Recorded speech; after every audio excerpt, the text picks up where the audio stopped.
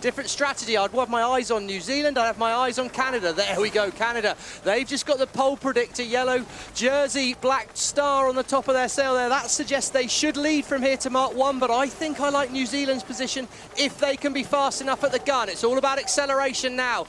Watch for that line to turn white. Who's got the timing right? Middle of the line. ROCKWOOL, Denmark and France look fast. New Zealand are slow. Here come the French.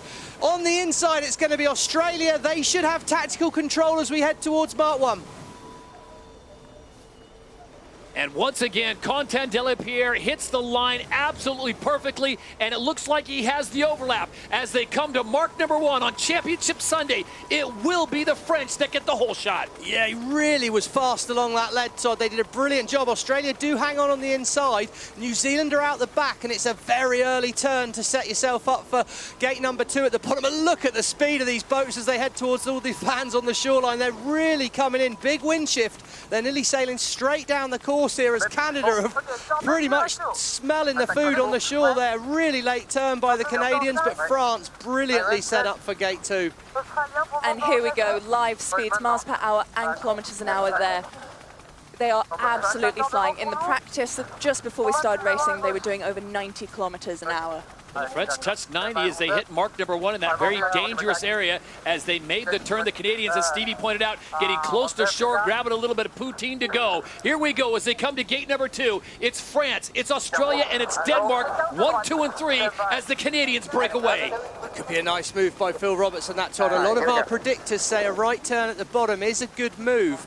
Be interesting to see how that plays out. Canada does have space. Spain follows. New Zealand out the back. Let's remember, it's still a race for that top 3. And New Zealand back at the pack at the minute. They really are going to need to turn things around as the fans get a full close-up of Phil Robertson's crew again. Good breeze on that shore line side. Look at that dark patch of water coming down the shore there, Todd. It looks like really good breeze at the minute on that side of the course. Going to be good news for the Canadian crew. Should start to see it, yeah. Bottom of the screen there, Emily. Looks like a lot more breeze on Canada at the moment. Yeah, we saw just as they got in close to shore, they had 36 kilometers an hour of pressure, while France on the bottom of the screen down at 30. Game for Canada at the moment, Todd. So here we go as they get ready to head to the top of the course. Lisa Darmanin, as if you haven't been busy enough, what does it look like on the water? Well, right now the Australians, they're in more pressure, but I really like the angle that the French are sailing in. And that's really been the pattern throughout the weekend. More pressure near the Halifax side, near the crowd, but better angles coming out of the right. The wind is generally more left, so a little less shifty than yesterday. And also, because the average is higher, those manoeuvres are less compromised. So more room for the sailors to play this course. Look at this graphic we've got here. We just saw Giles Scott cross, Luke Parkinson, flight controller, there he goes. Oh, brilliant work there. That's that tracker crossing. That's Hannah Mills now. She's having a look out. That's because the wind's coming over the left-hand side of that British boat. They don't have the right of way. Burling's New Zealand crew, he's starting to slice his way through the fleet. What can the black foils do on this upwind? It's a short race out here. Phil Robertson sailed a great first upwind leg, and he's going to potentially, or he should for here, lead at gate 3. Coming up. Oh, Australia and Canada, look how close. Oh, it was an aggressive turn. It could be a capsize for the Australians. Oh, what a save, Carl Langford. Brilliant save on the wing there. Robertson, oh, the match race, 2-time world champion. He hunted that Australian boat there. What a job by the Canadians. And right now, the Australians are dead in the water.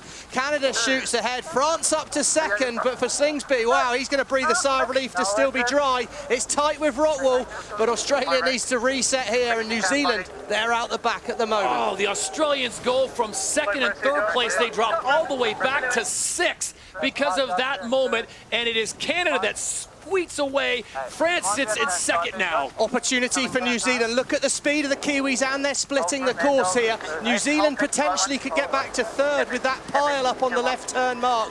What an opportunity for the black foils. Slingsby will be glad to still just be dry at this point in time, but out in front, look at Canada. They're down the road. The home fans are happy. And it is good news for Canada at the moment, because with that kerfuffle at the top, Mark, that puts Canada through to first for race to the final. Even with Great Britain, who led after day number 1, France would be in third. Let's go back and look at this one more time, Stevie. Who had the right of way, and why did Australia get put in such a difficult situation? It was the Canadians with the right of way, of course, coming towards Australia. And I think we're going to be able to listen in on board the boats as they come. Here is that replay on board Australia. Listen in.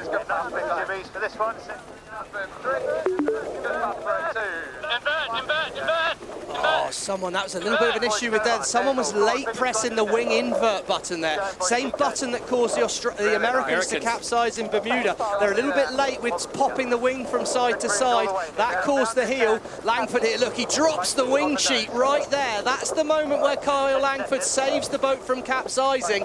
Quick reactions to unravel the sheet off of the winch, the big rope holding the big wing sail in. As we watch again, look, here we go. They turn up into the wing, but the wing doesn't start to articulate through on that. There it goes. You just see it there start to articulate, but it's too little too late. Quick reactions from Kyle Langford, but a rare mistake from the Aussies. So Langford saves the Vegemite for the Aussies, but they slide all the way back in the overall standings. They currently sit in 6th place in desperate need of points, and the battle is on for 1st and 2nd. Canada and France doing battle in the middle of the field. Yeah, but New Zealand crucially up to 4th. I'm pretty sure on the maps that's going to be good news for the New Zealand boat. They'll be wanting to overtake more places. Look at the fans on the shore there. Oh, another big moment for the Australians. They're struggling out here today. These conditions are brutal. Every time a big gust hits or changes. What's going on out there with these Australians, Lisa?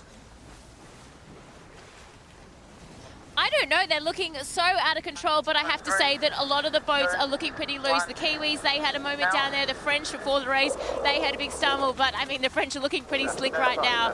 It is really tough conditions. The boats are also flying a lot lower in the water, as well as what we're used to seeing in this flat water. And I think that's just to manage the changing direction of the breeze, because if they get a big change in direction, it really hurts the flight of the boat.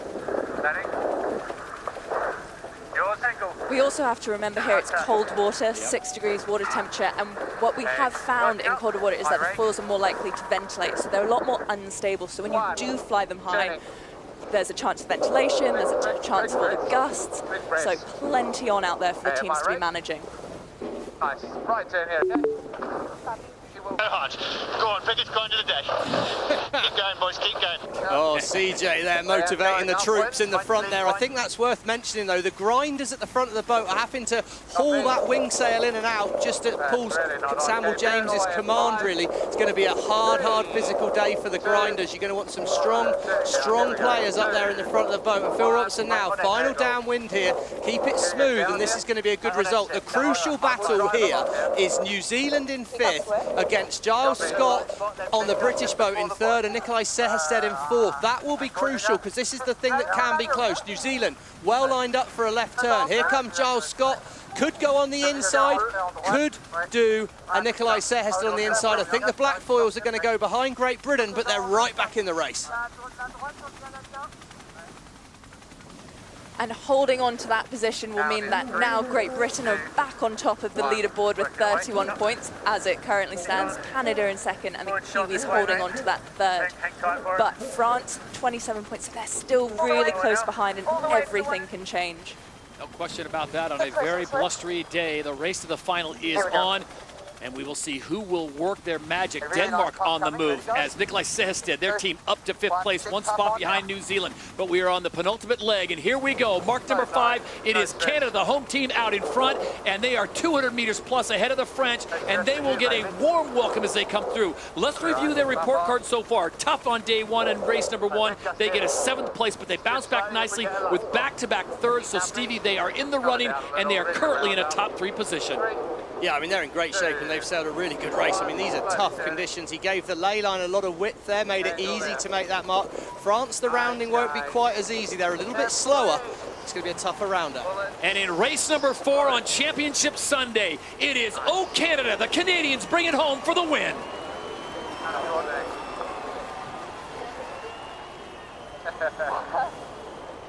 France will hold on for second place, and that sets things up for a wonderful race number 5. Tight moment coming here, Todd. That moment that's about to happen between New Zealand and ROCKWOOL Denmark. Look, on the inside, New Zealand, they've got to do a tight manoeuvre. Oh, no, they're going to be behind ROCKWOOL Denmark. ROCKWOOL Denmark nearly 90 kilometres now. That's around the 48 knot mark in old money sailing there. And it was a great bit of work by Nicolai Serhested. That will be crucial on the overall. Huge. New Zealand come in 5th, and it's Slingsby 7th, 6th for Spain. This on our season standings are so tight. Australia have got to keep clear of Spain. They've done enough to break the overlap. Oh, look, as you look upwind there, it's windy. Race 5's going to be an absolute beauty as the Spanish, look, they're out of control. Ooh, if you fly that high, she's only going to go sideways. And with a crowd that close, it nearly got a bit too fruity for the Spanish.